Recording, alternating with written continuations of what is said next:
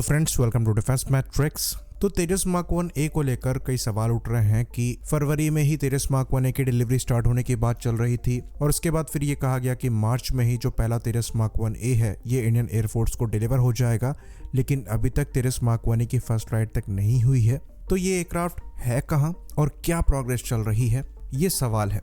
और इस पर जो जवाब है ये द हिंदुस्तान टाइम्स के आर्टिकल में आया है, जिसके बारे में हम इस वीडियो में चर्चा करेंगे। तो तेजस मार्क 1A की फर्स्ट फ्लाइट की जो डेडलाइन है ये 31 मार्च की रखी गई थी, लेकिन अभी जिस तरीके के हालात दिखाई दे रहे हैं इसमें इस डेडलाइन पर एयरक्राफ्ट को फ्लाई कराना मुश्किल नज़र आ रहा है। ऑल्दो कुछ रिपोर्ट्स आई हैं जहां पर इस एयरक्राफ्ट द्वारा स्लो टैक्सिंग ट्रायल परफॉर्म किए गए हैं, ऐसा कहा जा रहा है। और ये भी कहा जा रहा है कि जो हाई स्पीड टैक्सिंग ट्रायल्स हैं ये भी कुछ दिनों में कर लिए जाएंगे, पर फर्स्ट फ्लाइट को लेकर 31 मार्च की जो टाइमलाइन है इसको मीट करने में थोड़ी परेशानी हो सकती है। तो ऐसा कहा जा रहा है कि यहाँ पर सॉफ्टवेयर को लेकर कुछ आइट्रेशंस हैं जिनके लिए क्लियरेंस जो है ये 31 मार्च से पहले मिल पाएगा, इसमें मुश्किल नजर आ रही है। पर एचएएल द्वारा दिन रात काम किया जा रहा है इस डेडलाइन को मीट करने के लिए। और यहाँ पर जो डिलीवरी की टाइमलाइन है यहाँ भी थोड़ी डिले हो सकती है। इसके पीछे कारण ये बताया जा रहा है कि जो सर्टिफिकेशन प्रोसेस है ये पेंडिंग है। तो तेजस मार्क 1A के लिए ये कहा जाता है कि ये पिछले तेजस से बिल्कुल डिफरेंट है, खाली ये बाहर से एक जैसे दिखाई देंगे। और क्योंकि यहाँ पर सिस्टम, सॉफ्टवेयर, वेपन्स सब डिफरेंट है, इसलिए सर्टिफिकेशन प्रोसेस जो है ये दोबारा से अंडरटेक करना पड़ेगा। और ये जो सर्टिफिकेशन प्रोसेस है इसे एडा, सेमिलैक और फॉरेन OEMs द्वारा किया जाएगा। तो हमें पर्सनली ऐसा लगता है कि जो बेसिक ऑपरेशंस हैं उनको परफॉर्म करने की कैपेबिलिटी इस एयरक्राफ्ट को दी जाएगी और वही सर्टिफाई की जाएगी शुरुआत में, और उसके बाद इन सर्विस बचे हुए सर्टिफिकेशंस होंगे, जिसके अंतर्गत नए वेपन्स का इंटीग्रेशन हमें ऐसा लगता है कि इन सर्विस भी होगा।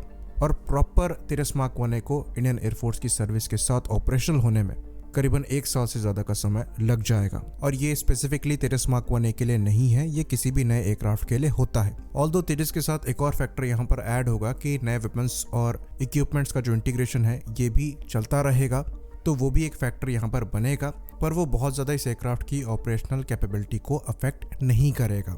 तो अगर यहाँ पर 1-2 महीने की भी डिले होती है एयरक्राफ्ट के सर्विस इंडक्शन में तो वो कोई बहुत बड़ी बात नहीं होगी, पर फिर भी हम यहाँ पर इम्प्रूव कर सकते हैं, चाहे वो प्लानिंग में हो चाहे वो उसके एग्जीक्यूशन में हो, ताकि हम डेडलाइन को मीट कर पाएँ। क्योंकि जिस टाइप के एम्बिशियस प्रोग्राम हम लेकर चल रहे हैं वहाँ पर फर्दर डिले हमारे लिए प्रॉब्लमेटिक हो सकती है। और वैसे भी इंजन को लेकर स्लो प्रोडक्शन रेट जो है ये एंटिसिपेट किया ही जा रहा है। ऑल्दो एक कमेंडेबल चीज़ यहाँ पर यह है कि स्लो प्रोडक्शन रेट और जितने भी डिले है इसको एंटिसिपेट करने के बावजूद जो टोटल ऑर्डर 83 तेजस मार्क 1A के दिए गए हैं ये 2028 तक कम्प्लीटली डिलीवर हो जाएंगे। ये एचएएल का गोल है और जिस तरीके की तैयारी एचएएल ने करी है ये अचीव करना कोई बड़ी बात नहीं होगी, क्योंकि प्रोडक्शन रेट 16 एयरक्राफ्ट से बढ़ाकर 24 एयरक्राफ्ट तक का पहुंचाने के लिए जो इंफ्रास्ट्रक्चर है वो तैयार है। इसलिए एचएएल द्वारा अभी भी कॉन्फिडेंटली कहा जा रहा है कि ये सारे के सारे एयरक्राफ्ट 2028 तक डिलीवर हो जाएंगे।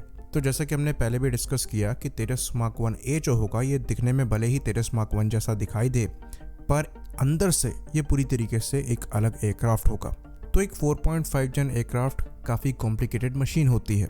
जब आप नई चीज़ों को इम्प्लीमेंट करते हैं तो आप ये एक्सपेक्ट नहीं कर सकते कि ये एक ही बार में परफेक्टली काम करेंगी। कई बार जो डेटा आता है उसके हिसाब से आपको चेंजेस करने पड़ते हैं और जो एंटिसिपेटेड टाइमलाइन होती है आप उसको ओवररन कर जाते हैं। तो यहाँ पर आप स्पेसिफिकली अंदाज़ा नहीं लगा सकते किसी चीज़ का। इवन अगर आप डिले भी एंटिसिपेट करके चल रहे हैं तो आप इसका अंदाज़ा नहीं लगा सकते कि कहाँ पर आप फंस जाएंगे और उस सिचुएशन से निकलने में कितना समय लग जाएगा। और क्योंकि ये एयरक्राफ्ट 55 से 60% ही इंडिजिनस है तो सब कुछ आपके हाथ में भी नहीं है। जैसा कि इंजन इशू हम जानते हैं जनरल इलेक्ट्रिक के साथ डिलीवरी में प्रॉब्लम क्रिएट करी जा रही है, तो इसमें एचएएल की कोई गलती नहीं है।